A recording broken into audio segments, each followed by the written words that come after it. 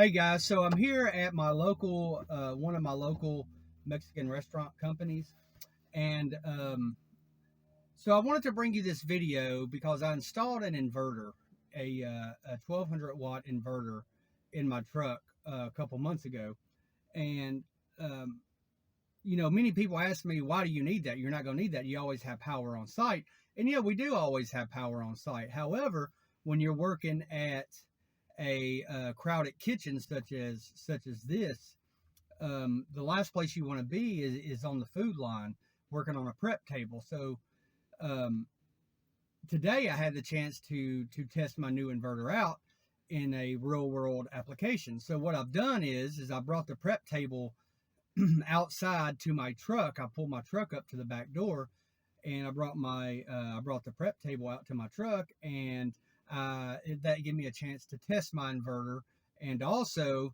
to use my inverter. So the problem with this prep table today is that it had a bad thermostat and it's filthy, as most of them probably are. Most of them are probably filthy. Every one that I've ever worked on is filthy. Nobody cleans them. So what I did was I brought it outside and I plugged it into my inverter, and that gives me an opportunity to get the hose out and clean it properly. So I just want to show you guys what that process is as far as the inverter goes. I'm not going to show the cleaning process. I don't think if you're not an HVAC tech, I don't think you should be cleaning your own equipment. I think you should call the professionals to do it. And this is the only proper way to do it, is to pull it out and take it apart and clean it with the appropriate chemicals that is rated for restaurant use or food quality products, chemicals. So I want to show you my inverter real quick, and how I've got it plugged in, and how this allows me to work on things outside in my truck. So here we are. Got the plug in here. This is standard 110, and I'm going to take it over. I'm going to start my truck. This thing's only pulling about 300 watts, so I'm going to start my inverter.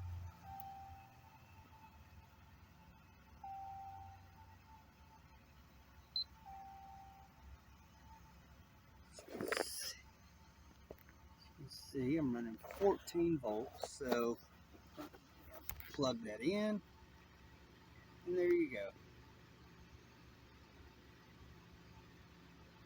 In fact, it's less than 300, it's 225 watts.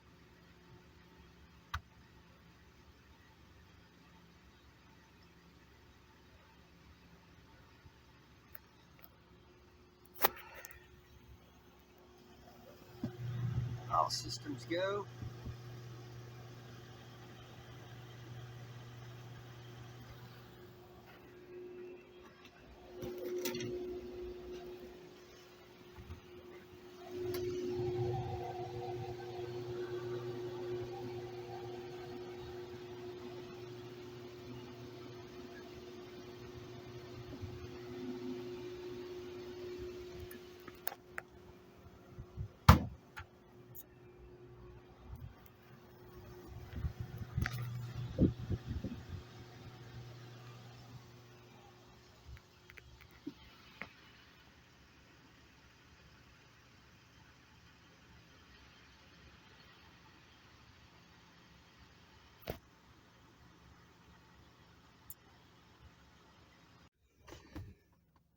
So there you have it.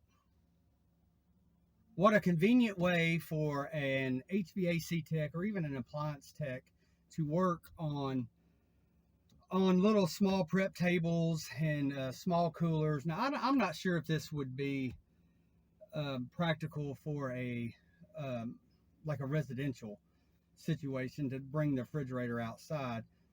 But you know what, in a restaurant, when the line is always busy and you have to work around 10 different line shifts, and they're busy, which, I mean, we wouldn't be here if they wasn't busy. So and we can't schedule these things when they're not busy because they can't shut the line down. And just around here, people just don't like coming in early and giving us access for 2 hours. So, I mean, they're here 12 hours a day. I really don't blame them. I wouldn't either. But anyway, as an HVAC tech, yeah, I just want to show you that that this inverter was a very good investment. I mean, we don't use it every day, but we could. I also have a new construction crew that, you know, a lot of times we don't have power. We're working in a rural area right now. We don't have power, and you know, we can run. Well, we can run everything we need off of it. You know, I mean, you have to buy the tools that would adapt to your situation. So, of course, we wouldn't buy a saw that requires 2,000 watts. You know, we would buy a saw, maybe a 6.5 inch saw or a 7 1/4 saw that would, you know, pull maybe 900 watts, and that's well within range of this inverter.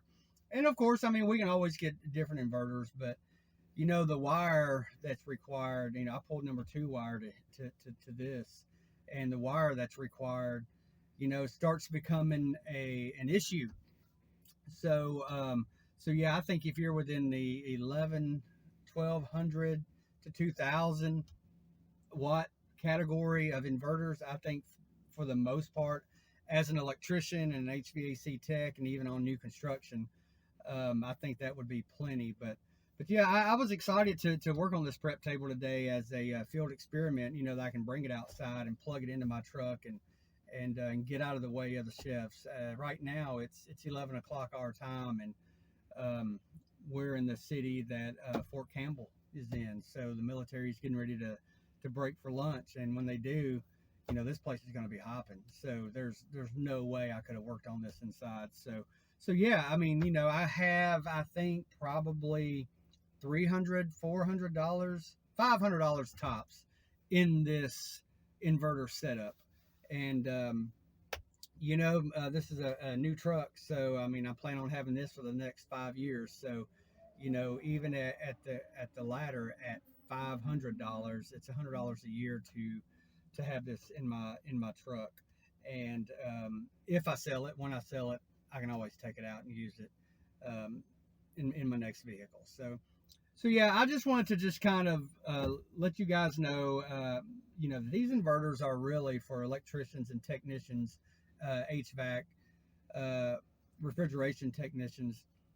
You know, this is a great idea. This is a useful tool. It's a good investment to have out here in the field. I don't feel like you'll use it every day, but when you need it, you need it. It's just like that special tool that you only use once or twice a year, but when you need it, you need it. And if you don't have it, you're screwed.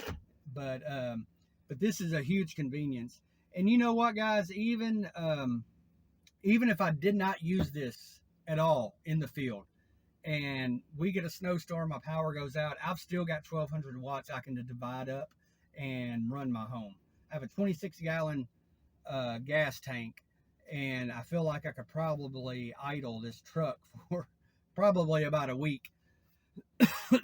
So, you know, I would divide my my wattage up strategically, keep my fridges and my freezers going if needed. I mean, if we're in the wintertime, I mean, honestly, we can just put stuff outside. But, you know, for lights and communication, I think even as a backup generator, that this would be well worth the investment that you pay. So,